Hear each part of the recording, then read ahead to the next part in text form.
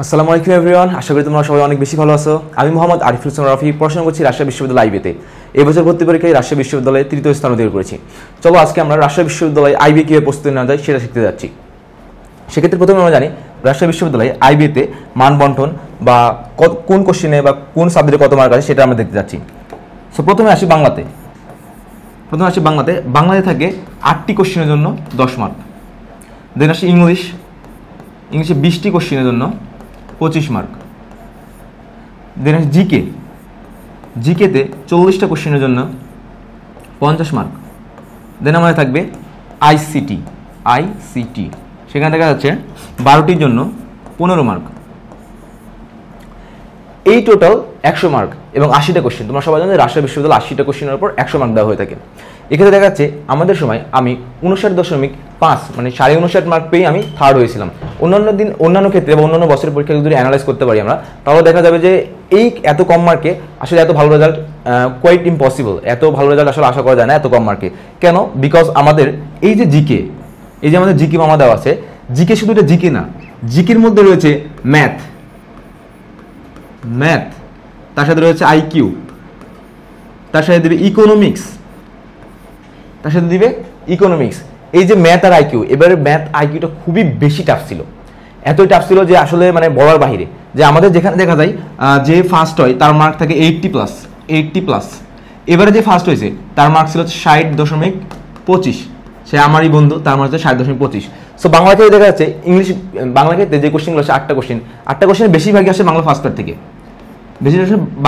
থেকে, আর যেগুলো দেখা যাচ্ছে যে সেকেন্ড পার্ট থেকে আসে, বাংলা সেকেন্ড পার্ট যেটা হচ্ছে 9-10 বই থেকে যদি তোমরা একটু ক্লিয়ার করতে পারো তাহলে দেখা যাবে বাংলা সেকেন্ড পার্টের কাহিনী শেষ এখানেই। দেন আসে ইংলিশ। এটা হচ্ছে কি অনেক বেশি হার্ড আমার কাছে মনে হয় পার্সোনালি, বিকজ আমাদের যে আইবিএতে চান্স পাইতে হলে, মানে শুধুমাত্র আইবিএ সাবজেক্টে চান্স পাইতে হলে তোমাদের একটা মিনিমাম মার্ক পাইতে হয়, ওটা হচ্ছে 10।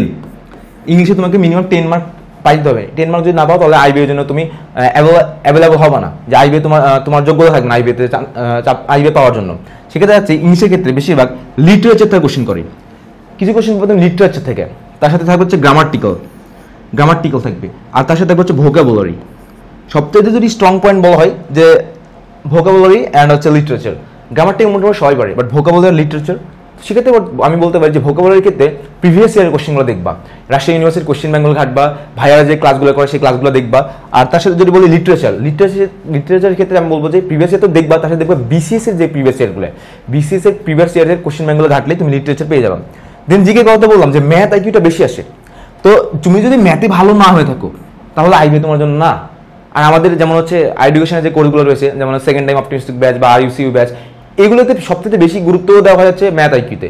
কারণ রাজশাহী ইউনিভার্সিটিতে আইবি প্রোগ্রামে হচ্ছে ম্যাথটা বেশি আসে, যে কারণে আমাদের ক্লাসও এক্সট্রা করে 20টা ক্লাস রাখা হয়েছে সেকেন্ড টাইম অপটিমিস্টিক ব্যাচে। এবং আইকিউ ইজি, মোটামুটি ম্যাথের তুলনায় ইজি থাকে। আর ইকোনমিক্সের জন্য ভাইয়া যেই শীট পড়াবে বা জিকের মধ্যে যে ইকোনমিক্সটা থাকে ওই ইকোনমিক্স আশা করি এনাফ হবে ইনশাল্লাহ। দেন আসি আইসিটি। আমার পার্সোনাল যদি মতামত দিই তোমাদের, তাহলে দেখা যাচ্ছে আইসিটি বেশিরভাগ কোশ্চিন ব্যাংক সলভ করো তাহলে মোটামুটি আইসিটি পেরে যাবা।